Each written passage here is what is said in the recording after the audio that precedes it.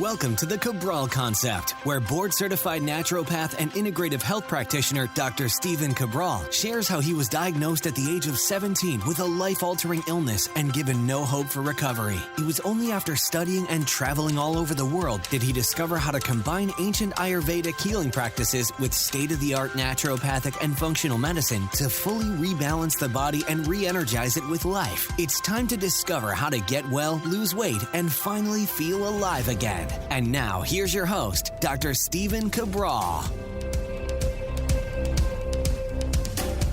Hi, everyone, and welcome back to the Cabral HouseCalls. We are getting started with our community's questions. These are the weekend editions of the Cabral Concept. We call them our house calls, where I get to virtually step into your home, listen to your question, whatever the wellness, weight loss, anti-aging, mindset, health coaching-based question may be. I'm going to do my best, my very best, to make sure you get the answer that you deserve. So I hope that this will serve as a non-diagnostic, non-treatment-based protocol, but you can use it as a second opinion, an alternative to what you might be doing now, but also looking at what you may have missed. That's always the goal, is to look as deep as we can as to what the underlying root causes may be. So again, you'll never hear me say, oh, I recommend using turmeric in this case, or I recommend using CoQ10, or I recommend using extra B12. All of those things can be great. They can be a solid part of a good overall protocol, but they are never root causal. So we'll be talking about lab options. We'll be talking about deeper foundational-based protocols, all sorts of different modalities that we can use that's truly integrative. So if it's Ayurvedic, great, we'll look there. Traditional Chinese medicine. If it's state-of-the-art, if a referral to a conventional medicine doctor is best, I'm certainly going to give you that as well. So let's dive into the questions right now. Today, I'm on my laptop, so instead of using my little iPad right here, we will link up today's questions, and I'm going to open up the document right now. All right, so as I always say, this is the very first look I have at these questions, and I like it better that way. It's fresh, it's a raw answer, and even if I've seen the question before, I might give a little different take. So definitely feel free, though, to always go back and review at cabralsupportgroup.com any particular keywords, all right? So let's get started with the first question. This one is from Michael. Michael says, hello, Dr. Cabral. Why does my dermatitis get worse when I eat dairy, gluten, or grains? If I do consume those foods, I also get dandruff, joint pain, muscle aches, anxiety, and brain fog. What should I do to resolve this? Thank you. All right, Michael, thanks for the question. Really common question. Why does your dermatitis get worse when you eat those foods? Well, I want you to keep in mind that when you eat a food that your body is sensitive to, this means it's not an allergy. So an allergy would be like an anaphylactic-based reaction. You might get really accelerated heart rate. Your throat might start to swell up. Life-threatening based issues. What we're talking about right now, in your case, is a food sensitivity. Now, these food sensitivities can still be pretty immediate, like within minutes to hours, or they could be a latent response, and that would be more of an IgG response. So we test for IgG food sensitivities. I can't recommend that you do it enough. Again, you can find everything over at EquaLife. It's just equa.life is the new website. So you can do these right at home. My family is actually doing another round, so I haven't done my girls' food sensitivity test in a year. So usually I'll do that right around the start to the school year after the summer, and we're kind of a month delayed in that, but we're running their sensitivities right now. And the truth is, I will show them their results, and I won't say that anything's wrong with you. There's nothing wrong. You're totally fine. This is normal. These are foods that your body's a little bit more sensitive to. We all have sensitivities. These are the ones that we're going to want to stay away from, because when we eat them, what happens is that our immune system becomes activated, and our immunoglobulin G antibodies or immune cells will actually go after the dairy or the gluten, or in your case, maybe some of the grains. And what happens is you get inflammation.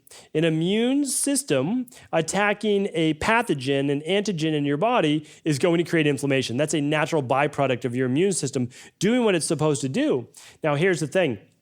The good news is that a lot of food sensitivities can actually be reversed in time. So we do a 6-week, 12-week, 6-month removal depending on the severity of the food sensitivity.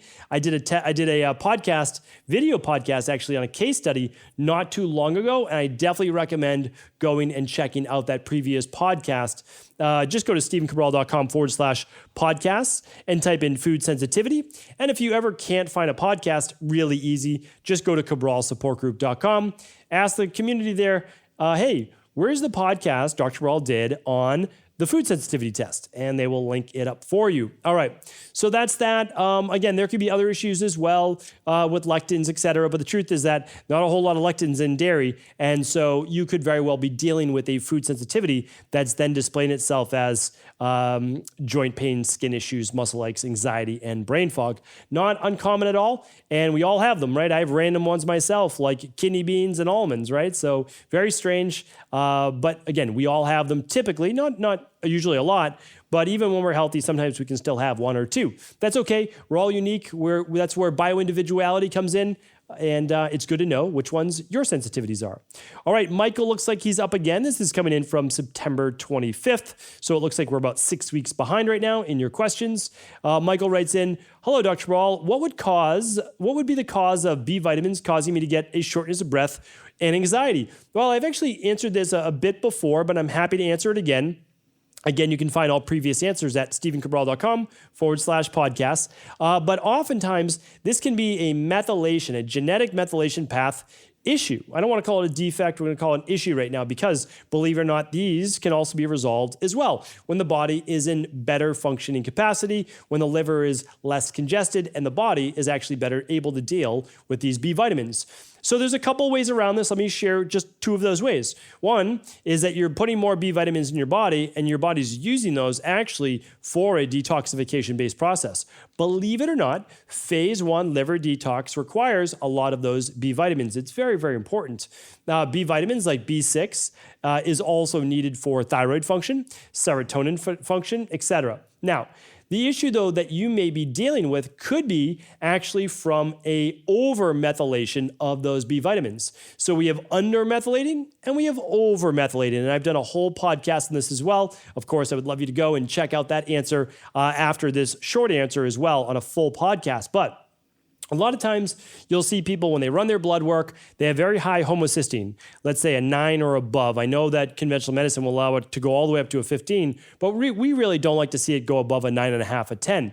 So during that time, that high homocysteine could actually be from not enough methylfolate, like methylated folate, maybe not enough methylcobalamin, which is the methylated form of B12, maybe not enough of what's called betaine or trimethylglycine, and even some choline in there. So those are great methyl factors. I would even put B6 in there as certainly a helper to that. It's a great synergist. So you need those. I mean, really easy. You can just take an activated B complex, 2 capsules a day, plus something like the daily nutritional support. Again, not providing any treatment protocols. We're also not diagnosing any disease here, but that's an easier one to do. Now, let's say you ran your homocysteine and you were below a 6.5. Well, it could actually mean that you might be over-methylating. There's more to it than this, but at that point, your body may not be using those methyl donors as well as they should. They're not being converted properly. At this point, we wouldn't want to overdo our B vitamins until we began to really look at the whole DESTRESS protocol, the diet, the exercise, the stress reduction, and a big one right here is a functional medicine liver detox as well. So I used to be in that category for sure. I would actually get brain fog, shortness of breath, some anxiety when I would take a higher dosage of B vitamins. They pushed my body too much. My body was not ready for it. I was more into the fight or flight. My body became exhausted. I took the B vitamins, which are also energizing vitamins. My body wasn't able to handle it. Now, today I can. Flash forward many years later. So we have to get our bodies healthy, and then we can start to use those B vitamins to an even much better degree. Most people don't have this issue. Most people do much better with more B vitamins. Of course, there's a limit to that, but I did want to share that with you as well. All right, Luke is up next. Hi, Dr. Cabral. I'm writing on behalf of my mom. She's 65, 115 pounds, 5'1". She was diagnosed with Polymyalgia Rhumatica about 9 years ago after a few very stressful incidents and a very high stress life in general. She took Prednisone for 6 years, started on 15 milligrams, eventually tapering down to 2. She transitioned to low-dose Naltrexone 2 years ago, off medication entirely. Let's see what else. The severe body pain went away, but her blood pressure is now extremely high, sometimes 180/60. We've been measuring it over the course of several months with little change. She also suffers from bone loss, did the 21 detox, harder to get her enough nutrition, no junk food, but little nutrition in her diet, no exercise. Really love to get her blood pressure down and then help her apply the parts of the DESTRESS protocol that she's ready for. But as you know, it's very hard to get family to listen to you when it comes to health, especially exercise. What would you recommend? All right. Thank you, Luke, for writing in. I appreciate you. I'm going to put on my little blue blockers right now because this screen staring. Yeah, it's getting to be a bit much. Okay, so really important right here is that you recognized that stress is a huge component, okay? So polymyalgia rheumatica, if for people unfamiliar, a form of rheumatoid arthritis, but really what it's like is like full body inflammation or full body joint pain, flu-like symptoms. So I've talked about this before, but really when you're looking at a lot of these issues, especially autoimmune issues, which this is, you're looking at a combination of digestive dysfunction combined with high levels of stress. Now, of course, there's toxicities. There's lots of other things. I'm glad that you started detox. But honestly, with your mom, she's 65, so she's not old at all, right? She's got many more years ahead of her. So what we need to do, though, is like what I try to help my parents with is like just start small. So what I recommend is that you just start every day with a smoothie, right? Daily foundational protocol, level 3, I would do. And it's very easy. You can get everything at breakfast. You can just literally do everything at breakfast that you want. You know, if your mom has difficulty taking supplements throughout the day, no problem. Just start with a smoothie, honestly. Add in the daily fruit and vegetable blend, add in the omegas, add in the vitamin D, add in the enzymes, the daily fruit and vegetable blend. Like all those things are easy, right? There's 5 total things. And you want your vitamin D in there. Pretty straightforward. But here's the thing. We can't push her too fast until she's ready. She'll start to feel a little bit better just by replacing whatever she's doing with breakfast right now. And she's doing hopefully a 12-hour, 14-hour overnight fast. And then she does her smoothie. Start eating 3 to 4 hours before bed. Remember, start with the basics. And then what we want from here is to do walking. We want to work her up. She's probably doing maybe like 2,000, 3,000 steps a day. I mean, honestly, most people are. They don't do very many steps. So we don't want to go to 10,000. Yes, I want there eventually to be to 10,000. But the truth is I would love you to get to 3,000 steps next week, every day. And then, of course, you need a day of rest. Take a day of rest. And then try 3,500 the next week and then 4,000. And just keep working up. And I would really, the both of you, it would be beneficial to go through the Integrative Health Practitioner course, just the general public course if you want, and really learn how to implement this because it's called the Graduated Exercise Program. Start with walking, then a little bit of cardio. You just ease into it, right? Oxygenate the body, keep getting in good food, and over time, the body will start to get better and better. But again, there's a lot going on here. So if you could run a lab, if you could at least run the starter kit, then you'd get a plan with one of our health coaches. They take you through it. And the starter kit would be a great place to start because you'd look at mineral imbalances. Like very likely your mom has lower levels of magnesium and probably an imbalance between sodium, magnesium, and also calcium and magnesium. But again, I don't know that until we run those labs. So Luke, that's where I would start. I mean, really, I would look at the gut function. You can do that through the Candida Metabolic and Vitamins program. Look for yeast overgrowth, bacterial overgrowth, low vitamins.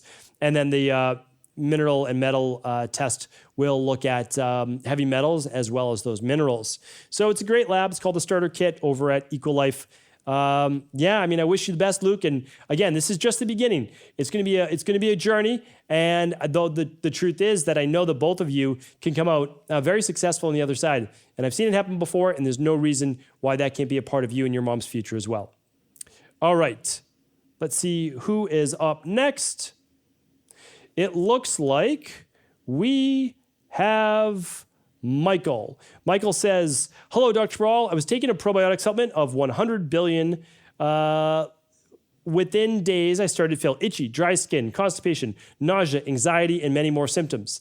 It's been a week since I stopped taking the supplement, and I'm still symptomatic. Do you know what would cause this? Yeah, it's a really good question. And then, Michael, I think this is you asking, I think you asked last week's question as well about the histamine issues with taking probiotics. I think you're the same person, probably the same person who has the food sensitivities that we talked about earlier in the show.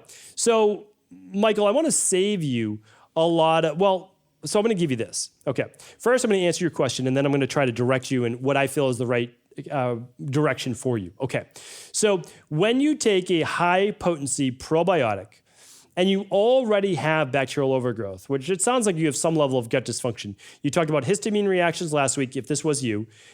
You've talked about anxiety, dandruff, brain fog, or other issues. So we've got a lot going on with your digestive system, right? And foods. And very likely bacterial overgrowth. But again, I'm not giving you a diagnosis of that. But let's just say you do, right? And now you add more bacteria, 100 billion more. I know that there's trillions of bacteria in the gut, but you add 100 billion more, right? And I don't know what type of probiotic you're taking. It's not the Equilife one. Could have a lot of colon-based strains. Your body's not ready for that. So now you start to put colon-based bacteria in your small intestine because it has to go through your stomach and through your small intestine before it makes its way to the colon, which a lot of people forget, a lot of practitioners forget. So what happens is now you have more bacterial overgrowth. And so now you're dealing with, again, the nausea, the anxiety, and all sorts of issues that you might be predisposed to. So to me, Michael, if I were you, I would run the 3 gut-based tests. I mean, ideally run the big 5 plus the bacteria and parasite stool test. But if you can't run those labs, then run the Candida metabolic and vitamins test, simple urines test. Then at the same time, run the bacteria and parasite stool test. Okay, it's going to look for bacteria and parasites.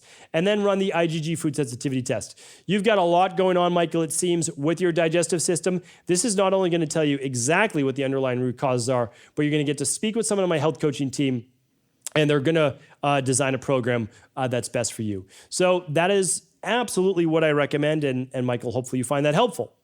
All right. Melissa is up next. Hello, I was wondering your thoughts on energetic testing as a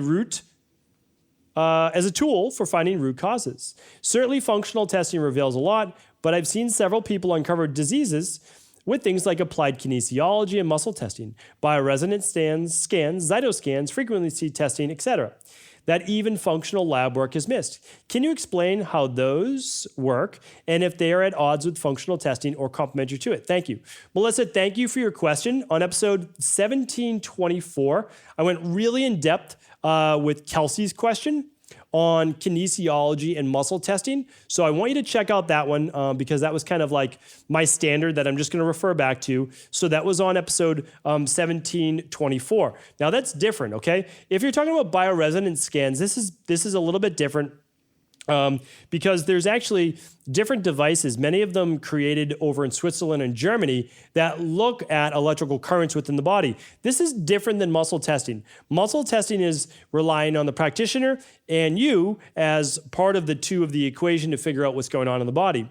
When you're using a scan-based machine, it actually, there's validity to it. And this is part of functional medicine, part of complementary or integrated medicine. So there's nothing wrong with those.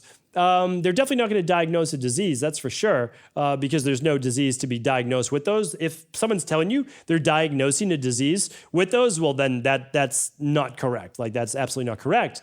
But it could absolutely tell you at different tissue levels, mineral imbalances, cellular osmosis imbalances, like too much fluid in the cells, outside of the cells.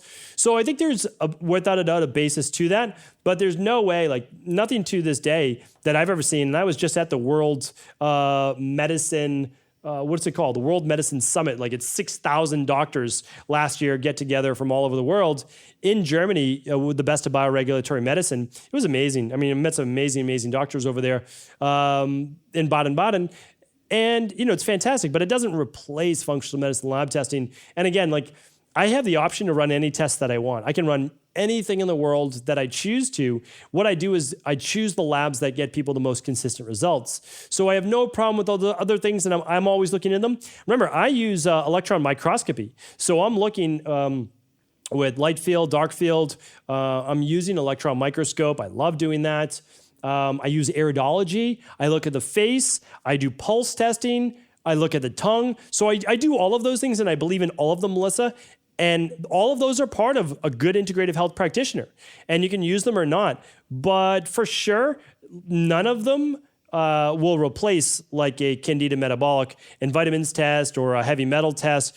It's difficult to replace that. Now, if I look at someone's tongue and I can see that it's swollen or they might have a little bit of what thrush, like overgrowth on it. Oh, okay. Yeah, this person most likely has yeast overgrowth. So I don't have to run the lab if I don't want, but it's not always that clear cut. That's for sure. Like, you can have a pretty clean looking tongue, but the yeast overgrowth is in the intestines and it's just not up in your oral cavity. So